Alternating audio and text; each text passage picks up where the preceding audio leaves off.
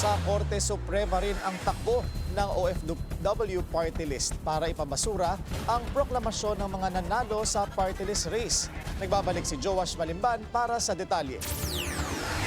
Bakit napaka-generous po nila doon sa itaas? Yan ang naging banat ni OFW Representative Marisa Del Mar Magsino kaninang umaga matapos niyang ihain ng isang petisyon sa Korte Suprema laban sa Commission on Elections. Ang kanilang panawagan sa mataas na hukuman, ideklarang void ang ginawang proklamasyon ng mga party list group noong May 19. Nasa rank 59 lamang ang OFW party list ngayong halalan, 5 pwesto sa baba ng huling party list na nakaabot sa cut-off ng mga nakasungkit ng isang upuan sa Kongreso.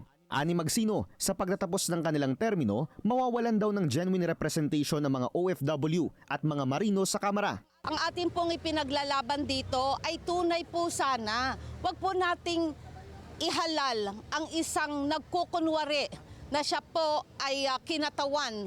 Pero tutuusin po, wala naman po talaga silang kinakatawan na sektor.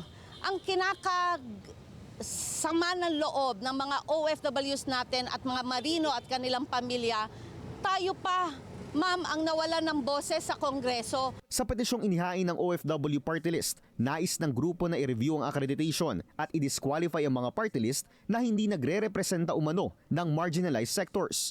Nais din nilang i-recompute ang alokasyon ng mga nanalong party list gamit ang formula na anila ay hindi patas para sa mga grupong mas mababa ang mga nakuhang boto. Bukod pa riyan, panawagan nila na 64 seats dapat ang allocated para sa party list groups at hindi 63. At panguli, iproklama ang kanilang grupo bilang winning party list group.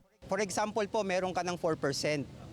So 4% ang ano mo ngayon, may guaranteed seat ka na sa first round. Sa second round, gagamitin uli yung 4%, tapos imumultiply mo doon sa nakuha mong percentage para magkaroon ka uli ng additional seat. So ang aming sinasuggest na sana kapag nagkaroon ka na ng guaranteed seat sa first round ng pagbibigay ng allocation, kailangan i-minus mo na yung 2% mo. Ayon sa COMELEC, sinusunod lamang nila ang Korte Suprema sa allocation ng party list seats, pero bukas daw sila na magkaroon ng developments sa party list system ng bansa. Para sa agenda, Joash Malimban, Bilinorio News Channel.